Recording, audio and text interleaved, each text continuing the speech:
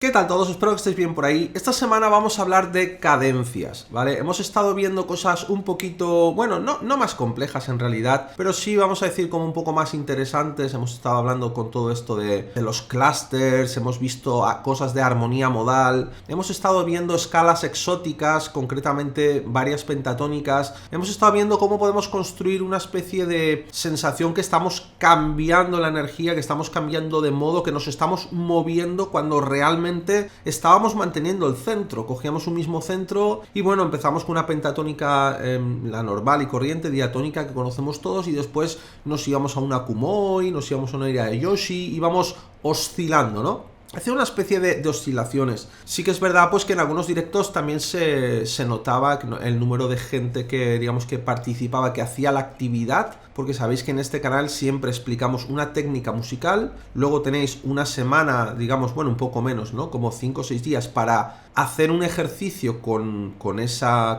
actividad, y después los sábados en directo escuchamos vuestras composiciones y vemos lo que habéis hecho. Y sí que es verdad que en estas otras actividades pues los resultados han sido muy interesantes. Yo estoy súper contento con lo que estáis haciendo, pero también es verdad que ha habido otra gente que se ha quedado fuera porque a lo mejor no era todavía su momento para hacer este tipo de cosas. Cuando te hablan, ¿entiendes bien las palabras? Es haber visto el vídeo y haberlo de alguna forma trabajado con él, medio entendido, ¿no? Pero no se sentían lo suficientemente seguros como para hacer la actividad. No va a haber psicólogo que te cure. ¿No?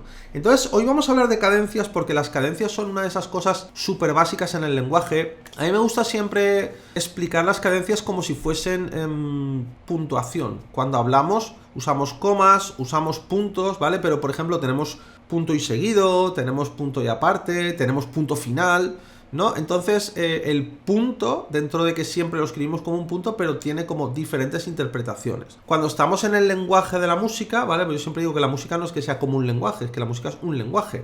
Como te dé una vieja de pechusque, las roscas. Tiene como su propia construcción gramatical también, y tiene su propia manera de comunicar, aunque es un poco distinta, un poco más... No es tan... bueno, es muy distinta al lenguaje hablado, ¿vale? Pero, sin embargo, tiene ciertas cosas que estructuralmente hacen que poner metáforas con el lenguaje y compararlo con un lenguaje hablado sea súper común, ¿vale? Esto no es una cosa solo mía, esto pasa en muchísimas partes. Muchos teóricos te están hablando de cómo se subordinan, por ejemplo, unas frases dentro de otras, cuando tienes un antecedente y un consecuente, después intercalas un segundo antecedente que luego tiene su consecuente también, y todo esto se parece muchísimo a lo que hacemos cuando hablamos. Entonces, por eso es tan útil esta especie de análisis gramatical cuando lo aplicamos a la música. Depende de qué estilos de música, por supuesto, pero suele funcionar bastante. Y a nivel didáctico, como herramienta pedagógica, me parece algo muy valioso. Por eso yo personalmente lo uso bastante. Entonces, con esto de las cadencias, tenemos que entender también que nosotros tenemos un lenguaje heredado y que en ese lenguaje, pues bueno, se han ido haciendo las cosas de una determinada manera, ¿no? Por ejemplo, nosotros hoy día, pues si estamos hablando de, no sé, en jazz, por ejemplo, seguimos utilizando cadencias, evidentemente. De hecho, un sistema cadencial que se mueve con mucha soltura a través del ciclo de quintas es lo que ha conformado en gran parte nuestro lenguaje, ¿no? En gran medida. Pero es verdad que funciona un poco distinto. Por ejemplo, vamos a ver algo. Mirad, si yo hago, por ejemplo, esto que acabo de hacer, ¿no? La forma en la que yo me muevo, la forma en la que, digamos, las voces se mueven, cada una de estas voces, no tiene mucho que ver con cómo, por ejemplo, las voces se mueven en la música clásica, ¿vale? La música clásica funciona de otra forma, simplemente es que es otro estilo, pero otro estilo con otras reglas, otras normas y incluso otra visión, ¿vale? Yo cuando estoy aquí sé que aquí tengo dórico, sé que aquí tengo mixolydio y sé que aquí estoy en un jónico. Pero en gran parte del periodo clásico muchas veces se piensa en la tríada como una estructura que pertenece a una tonalidad, pero no se piensa tanto en la relación escala-acorde. De hecho, por eso a veces cuando la gente que ha estudiado moderna coge manuales de música clásica, ¿no? En armonía clásica sobre todo, tratados de armonía, se encuentran con cosas un poco raras, se encuentran con que, uy, ¿y esto por qué lo están llamando un agregado armónico? Si esto es la novena, no tiene mucho sentido, ¿no? O porque están tratando esta sexta la están tratando como una apoyatura de la quinta, porque, o sea, ¿por qué? ¿Por qué, señor? ¿Por qué? ¿Por qué? Simplemente porque es un paradigma distinto. No es que ellos estén equivocados y tú tengas razón, simplemente es que es un paradigma totalmente distinto, ¿vale? Entonces, en este paradigma, tú tienes varias resoluciones. Tú, por ejemplo, evidentemente, la resolución de dominante tónica es el eje sobre el que construimos la tonalidad. Ahora volveremos un poco a eso. Pero fijaos que si yo, por ejemplo, estoy en el dominante, voy a buscar, por ejemplo, que la tercera esté arriba. ¿Por qué quiero la tercera arriba? Porque en mi resolución esta voz va a resolver así y esta voz va a bajar. Entonces ese movimiento es tremendamente conclusivo, ¿vale? Cuando yo tengo los dos acordes, el acorde de dominante en posición fundamental, ¿vale? En este caso tengo la fundamental está en el bajo, por lo tanto es posición fundamental. Recordad que tenéis posición fundamental, primera inversión y segunda inversión, ¿vale? Esto está todo explicado en la masterclass de armonía moderna, pero bueno, es una cosa muy, muy básica, imagino que lo tenéis controlado, ¿vale? Si no, pues ya os lo he recordado y ya está. Cuando tú tienes esto, ahora, si me quiero ir a la tónica, esta voz va a bajar y esta voz va a subir, ¿vale? Después esto vendrá aquí y esta se va a quedar aquí. Voy a tener este movimiento, muy bien, pero ojo, porque imaginad que yo quisiese hacer esto sería una cadencia auténtica perfecta, ¿vale? Es como lo llaman, cadencia auténtica perfecta. Se usa mucho como punto final, como terminar. Arreando que es tarde. Pero ojo, se puede hacer para terminar una obra, ¿vale? La obra ha terminado, ya está. O lo puedo hacer para terminar una sección. Tengo una A, tengo una B, pues acabo mi sección A y me voy a la sección B. Entonces, para que tú sepas, para decirte, por eso digo lo del lenguaje, que esta sección ha terminado y que vamos a empezar otra, puedo utilizar esto. Ahora bien, otros autores prefieren decir, no, a ver, la cadencia auténtica perfecta me la quiero guardar, me la quiero reservar para cuando realmente termine la obra, ¿vale? Entonces vamos a decir que yo sí que voy a terminar aquí, ¿vale? Porque quiero acabar mi sección y quiero terminar en este do. Pero no quiero que sientas que ha sido una cadencia auténtica perfecta. Entonces, puedo utilizar una cadencia que sea imperfecta, que sea auténtica, es decir, va del 5 al 1, pero que sea imperfecta. ¿Cómo lo hago esto yo? Bueno, pues imagínate que yo, por ejemplo, el quinto grado lo coloco así, ¿vale? Tengo esta inversión aquí, no se ve esta nota, está aquí un poco cortada, pero estáis viendo tengo la tercera está en el bajo. Luego tengo esto, aquí estoy duplicando la quinta, ¿vale? El tema de duplicaciones y también es algo que a nosotros lo hacemos un poco como nos suena bien, como nos gusta. Yo he puesto este voicing porque a mí me gusta simplemente, pero es verdad que en la música clásica sí que hay ciertas consideraciones. Cuando es, por ejemplo, la sensible es algo que no se suele duplicar, ¿vale? Tienes alguna excepción, pero lo normal es no duplicarla, nunca duplicar la sensible. Después tienes otras normas sobre cuándo debes duplicar, por ejemplo, una tercera menor. No vas a tener tanto problema como, por ejemplo, duplicar una tercera mayor. En ciertas inversiones no se duplican ciertas notas, se sustituyen otras, este tipo de cosas, ¿no? Más planteado como normas, como reglas de escritura. Mientras que en jazz, bueno, hay algunas consideraciones, ¿no? Evidentemente también hay mucha complejidad, pero hay consideraciones de que, oye, si yo voy a tocar esto, no necesito tener la fundamental aquí, no necesito tenerla, pero puedo ponerla si quiero y no pasa nada, no estoy incurriendo en incorrección, digamos, ¿no? Vale, pero a lo que íbamos, esta cadencia, si yo la planteo como os la estoy planteando, y ahora la resuelvo. Fijaos que sigo teniendo mi acorde de llegada, sigue estando colocado, es decir, la fundamental está arriba, ¿vale? Y tengo aquí todo el montaje, el bajo lo separo suficiente para que escuchéis mejor la resolución, ¿vale? Pero la forma en la que he llegado, el acorde desde el que yo he llegado, es muy distinto. Y además otro detallito, fijaos que aquí esta nota se está tratando para resolver sobre esta nota. Es decir, mientras que cuando era auténtica perfecta, si os acordáis, venía desde abajo y resolvía arriba. Es el paso de una resolución que viene desde abajo hacia arriba a una resolución que viene desde arriba hacia abajo. ¿Resuelve el dominante en la tónica? Sí. Claro, claro. ¿Resuelve de la manera perfecta que a mí me suena como súper conclusiva? No. No. Entonces, a veces, y esto pasa también en moderna, es decir, puedes querer tener una sonoridad como... Y ahora venir aquí...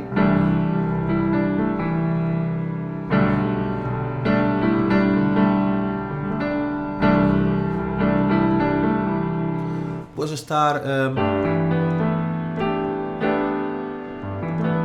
Y ahora resolver, pero no quieres que suene conclusivo y... Llegas al acorde, pero llegas en una inversión también, ¿vale? Entonces, esto no suena tan conclusivo como si, por ejemplo... Ahí suena muchísimo más conclusivo, ¿vale? Entonces, en resumen, la cadencia, la auténtica perfecta, tú la vas a tener cuando está en posición fundamental. Y en posición fundamental los dos están en posición fundamental. Y ahora, arriba, si fuese una posición habitual de bajo, alto, tenor y soprano, en el soprano tengo la sensible de la tonalidad, que coincide con la tercera del dominante, que ¡pop!, resuelve hacia arriba en la tónica, ¿vale? Entonces, y al mismo tiempo, abajo, el bajo está moviéndose, está bajando, está cayéndose una quinta de sol, boom, me caigo encima de do, y hago este movimiento, entonces estoy hablando de que sí que tengo una cadencia auténtica perfecta. En el momento en el que yo estoy en el dominante, me voy a la tónica, pero el bajo se mueve de otra forma, o utilizo una inversión, me da igual que sea para el dominante, que sea para la tónica, ¿vale? En ese caso es una cadencia auténtica, pero no es perfecta. Entonces, cadencia auténtica imperfecta, ¿vale? Esto es muy importante. Ahora, también tengo otro tipo de cadencias. Por ejemplo, en la música moderna, desde más o menos... Bueno, en el jazz sucedió en los años 60 más o menos, cuando llegó la era del post-bop. Y en el post-bop, muchos músicos de jazz, tened en cuenta que el jazz está muy basado en los ejes de... El eje de quintas, o sea, en el ciclo de quintas. Tú estás, por ejemplo, coges una progresión normal... en este plan, 1, 6, 4 y 5, ¿vale? Y ahora tú le quieres dar esta cosa un poco jazz, entonces tú lo que haces es usar estos ejes, es decir, para irte a cada uno de estos grados, ¿vale? Tú vas a empezar aquí y entonces vas a... Pero si lo miráis en lo que está sucediendo en el ciclo de quintas, os daréis cuenta que la forma de moverse tiene muchísima relación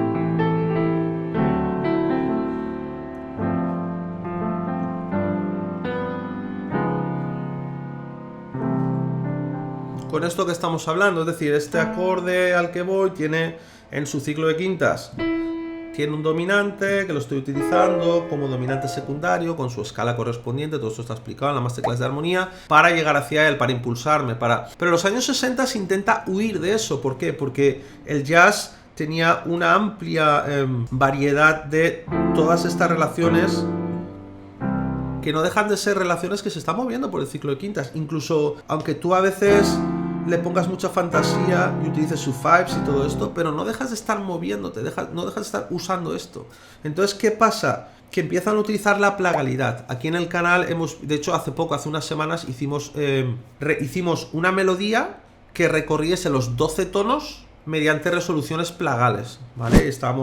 Lo hacíamos en menor, pensábamos en do, pero empezamos en su cuarto grado, nos íbamos al primero, entonces como el siguiente iba a ser hacia la izquierda sería fa, empezamos también en su cuarto grado, lo resolvíamos Y luego seguíamos, lo hacíamos así todo el rato hasta recorrer los 12 tonos. Y construisteis, el ejercicio fue construir una melodía que fuese coherente, que fuese lógica y que funcionase bien, ¿no? Alguna gente lo hizo muy bien, otra gente vio que tenía algunos problemas en algunas cosas concretas y en el directo hablamos de cuáles eran esos problemas para que ellos los pudiesen solucionar, que es un poco lo que intentamos hacer en el canal, ¿no? Ese movimiento plagal, esa forma de moverse plagal ya existía de antes, por supuesto, no es nada nuevo, no hemos inventado nada, ¿no? Esto ya estaba. Pero digamos que no era no estaba tan delante como en estas músicas que estamos hablando, ¿no? En el jazz de los 60 sobre todo.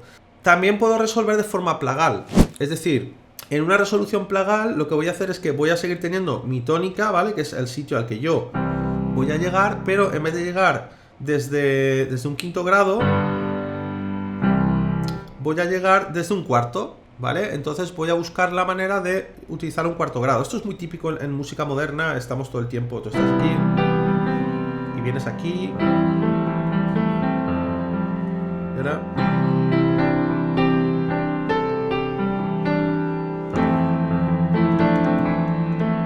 Es decir, muy típico, el movimiento plagal es súper típico, ¿vale? Pero bueno, en la música clásica también existe, por supuesto, forma parte de nuestro lenguaje. Esto no se trata de clásica moderna, sino se trata de una cuestión de lenguaje. Mirad, el español, ¿vale? El castellano lleva un montón de siglos hablándose, ¿no? Evidentemente ha ido evolucionando, pero tú puedes encontrar determinadas cosas que han cambiado mucho y luego determinadas cosas que más o menos siguen igual a nivel estructural, ¿vale? Otras han cambiado, otras siguen igual.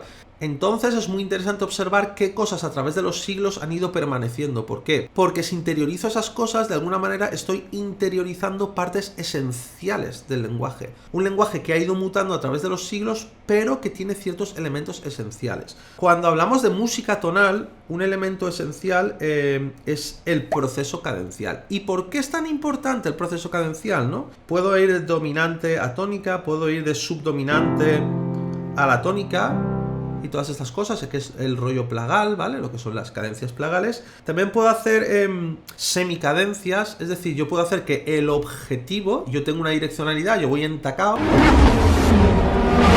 en una dirección, en este caso, pues por ejemplo, tengo esta dirección que va hacia aquí, ¿vale? Esto me lleva aquí, este es mi punto de llegada, pero podríamos hacer que mi punto de llegada fuese el dominante, ¿vale? Cuando el punto de llegada es el dominante, hablamos de una semicadencia. Es decir, quiero hacer una pequeña pausa en mi frase, pero quiero que esa pausa se note muy claramente que voy a continuar hablando. Entonces, en vez de cadenciar encima de la tónica, cadencio encima del dominante. Por lo tanto, las ganas que tengo de moverme hacia adelante son mucho más altas, ¿vale? Esto también es muy común. En esto nos afecta mucho además la colocación. Es decir, un dominante no funciona igual y podéis hacerlo. Lo vais a hacer mejor si lo hacéis tocando, lo perderéis del oído. Hacedlo en el DAW, ¿vale? Colocáis, haced una resolución donde tengáis el dominante en un compás fuerte y la tónica en un compás débil. Y luego haced una resolución que sea la tónica esté en un compás fuerte y el dominante en un compás débil. Os daréis cuenta de que suena diferente y se siente diferente. Entonces, si por ejemplo hablamos de una frase de 4 compases, yo voy a colocar en el tercer compás, voy a tener, imagínate, un subdominante, y en el cuarto compás voy a tener el dominante, ¿vale? Mientras que de la otra forma, por ejemplo, estaba haciendo, en el tercer compás tengo un dominante y en el cuarto compás tengo la tónica, ¿vale? Son resoluciones, ya no solo la resolución, sino dónde está colocada. Eso es muy importante. Pero ¿por qué es tan relevante todo esto de las cadencias? ¿Por qué, señor? ¿Por qué? Porque mirad, mucha gente, sobre todo la gente que más a lo mejor autodidacta o que está aprendiendo sola, que no entiende muy bien esto de la tonalidad, piensa que la tonalidad viene dada por el conjunto de notas que tengo. Es decir, si yo tengo esto, es que estoy en do mayor, y si yo tengo, por ejemplo, esto, pues es que estoy en sol mayor. ¿Por qué? Pues mira, como aquí tengo esto, pues es que es sol mayor, ¿vale? Luego amplías un poco y dices, bueno, espérate, aquí puedo estar en do mayor o podría estar en la menor, que es el menor relativo, ¿vale? Pero realmente lo que te da la tonalidad no tiene nada que ver con las notas que tienes. Lo que te da la tonalidad es el proceso cadencial. Por eso cuando a lo mejor no sabemos, al principio lo que hacemos es que miramos cuál es el primer acorde, ¿no? Y así veo la tonalidad. No, pero es que muchos temas no empiezan en el acorde de tónica. Pero ¿qué hacen los temas, sobre todo en el periodo clásico? Terminar en el acorde de tónica, ¿vale? Entonces esto es muy gracioso, porque cuando ves gente que viene de según qué paradigma, ves que la manera en la que miran, la manera en la que buscan en el papel las cosas es muy distinta. Yo tengo muchos amigos de clásica que lo primero que miran es el último compás, mientras que gente que venimos de moderna a lo mejor tenemos más tendencia a fijarnos más en qué pasa, ¿no? A ver, al principio qué está pasando, haces una visión general, miras todas las modulaciones, miras todo y entonces dices, bueno, pues eso está en tal tonalidad. Bien, esto sobre todo si hablamos de periodo clásico, pues nos es muy útil porque las formas vienen un poco predeterminadas, ¿vale? Es decir, yo voy a tener una exposición que va a estar en la tonalidad que va a coincidir con mi tónica, ¿vale? Después voy a modular a la tonalidad del dominante, donde voy a hacer también su propia progresión, su propia exposición y demás, y después voy a volver a la tonalidad de la tónica. Entonces me puedo fijar en varias cosas, en qué tonalidad estoy en la primera sección o en qué tonalidad voy a terminar cuando ya he terminado todo este proceso de modular, seguir exponiendo, en este caso hacer un desarrollo, ¿vale? Porque hay distintas formas, de esto ya hablaremos, pero tenéis como distintas formas prefijadas y sobre esas formas prefijadas se construye, ¿vale? Sin embargo, el proceso cadencial es tremendamente importante para esto. ¿Por qué? Porque tú puedes estar con las notas de Do mayor, vamos a coger las notas de Do mayor, ¿vale? Y vamos a hacer algo como, vamos a decir...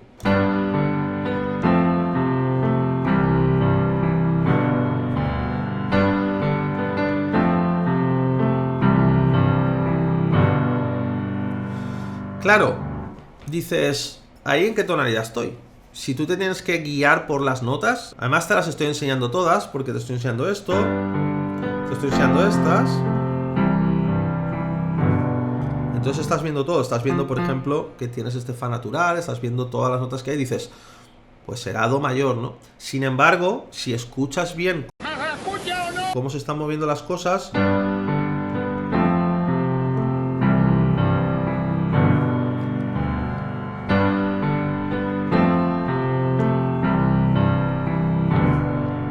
te fijarás que ese Sol está siendo mi punto de gravedad, está siendo el punto del que salgo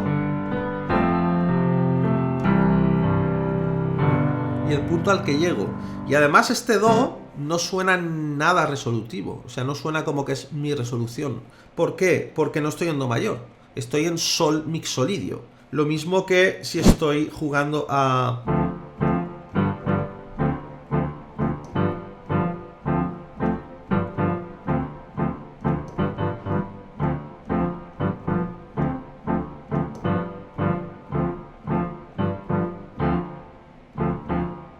¿no? Tipo Santana y todo esto. ¿Dónde estoy?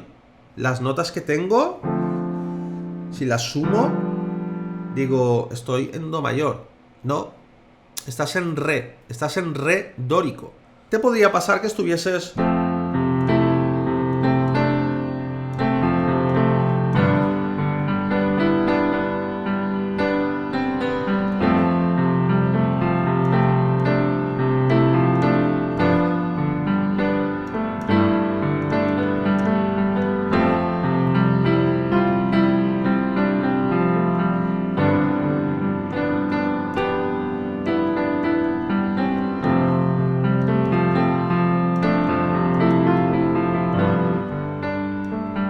etcétera, etcétera, ¿no? Ahí qué pasa, ahí estoy en Fa lidio.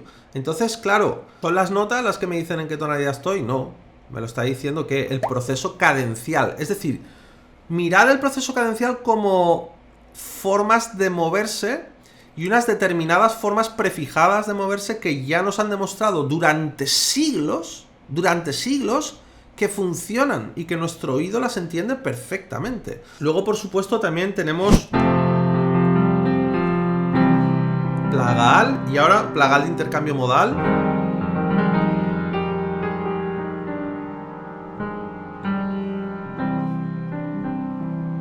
¿Vale? Son otras, pero es esta plagalidad más extendida, ¿no? Ya más abierta. Esto, la música ya, pues a partir del romanticismo, pues todas estas cosas son súper comunes, ¿vale? Tonalidad extendida y todo esto que también hemos hablado aquí, ¿no? Pero lo que tenéis que entender que estos son como sistemas de puntuación que nos ayudan a entender en qué centro estamos.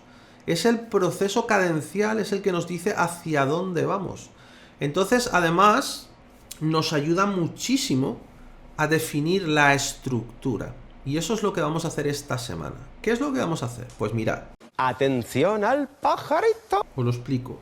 Vamos a coger 4 compases y esos 4 compases van a terminar en una cadencia plagal.